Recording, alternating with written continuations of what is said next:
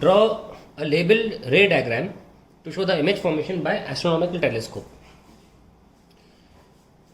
Derive the expression for its magnifying power at normal adjustment. Let us see. Telescope में बड़ी lens आगे होती है और नॉर्मल एडजस्टमेंट में जो इमेज बनती है पहले जो वो दोनों लेंस के फोकस पे बनती है। तो दूर से लाइट आएगी और फोकल प्लेन पे जाके इमेज बनाएगी।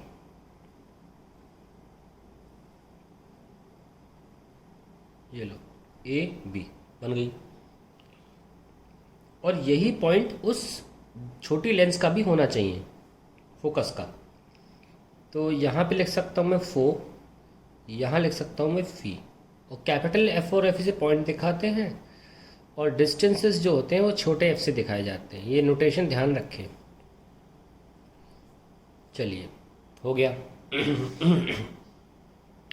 अब बारी इसकी बनाने की इमेज। तो इन्फिनिटी मतलब नॉर्मल एडजस्टमेंट। ओके नाउ ये तो हमारा डायग्राम बन गया। हम देख सकते हैं कि लेंथ भी क्या है, 4+फी है। अब मैग्नीफाइंग पावर निकालना। डेफिनेशन देखिए, मैग्नीफाइंग पावर की डेफिनेशन है it is the angle subtended sorry it is the ratio of the angle subtended by image at the eye to the angle subtended by the object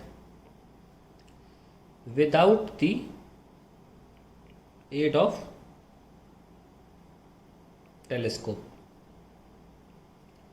तो actually आप देख सकते हैं करोड़ों kilometre दूर से लाइट आ रही है। तो ये 4+v तो किसी काम का भी नहीं है। और जो आई जो है, आई के और इस लेंस के बीच में जो दूरी है वो ऑलमोस्ट नेग्लिजिबल है when it comes to the distance between that object and this lens. तो इस लेंस पर हम आई मान लेते हैं। तो ये वो एंगल है जो आई पर सबटेंड माना जा सकता है। अल्फा किसका? ऑब्जेक्ट का, बिना किसी, क्योंकि अगर आँख को यहाँ रख दोगे तो फिर टेलीस्कोप तो है ही नहीं ना। तो जब बिना टेलीस्कोप के देख रहे हो नॉर्मली वो एंगल, और इमेज जो एंगल सबटेंड कर रही है वो वाला एंगल। अभी कहीं बन रही होगी इन्फिनिटी पे इमेज, लेकिन वो वाली इमेज जो बन रही है वो जो एंगल सबटेंड करेगी वो ये लाइन भी तो सबटेंड कर सकती है ना।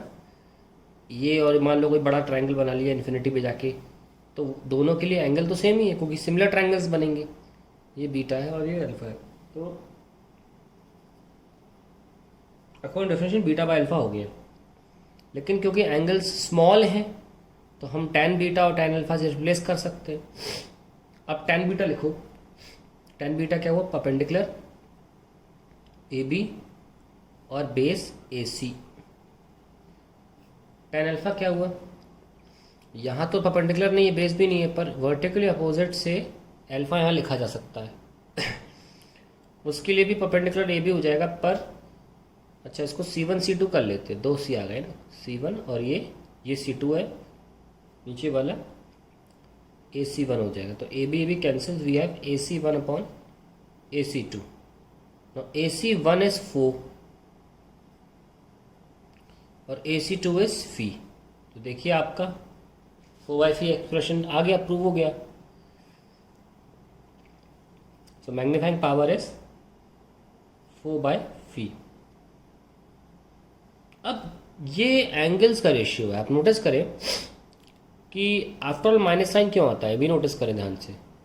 अगर हम इस एंगल की बात करें तो ये एंगल हमेशा एक्स एक्सिस से, एंगल जो होता है इस लाइन से उठते हैं। तो अगर मैं इसको दिखाऊं बीटा को तो ये ऐसे है। तो एंगल का डायरेक्शन कैसा है? एंटी क्लॉकवाइज है ना। एंटी क्लॉकवाइज एंगल पॉजिटिव होते हैं, तो बीटा तो ऊपर पॉजिटिव है।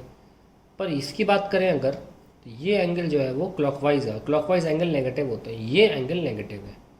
सो इसीलिए एंड में आपका m जो है वो -4/5 ही आता है, क्योंकि ये एंगल क्लॉकवाइज और ये एंगल है। ध्यान रखना ये बात, ये माइनस क्यों आया आपको कहीं नहीं मिलेगी, इसलिए बहुत ध्यान रखना इस बात का कि माइनस क्यों आया।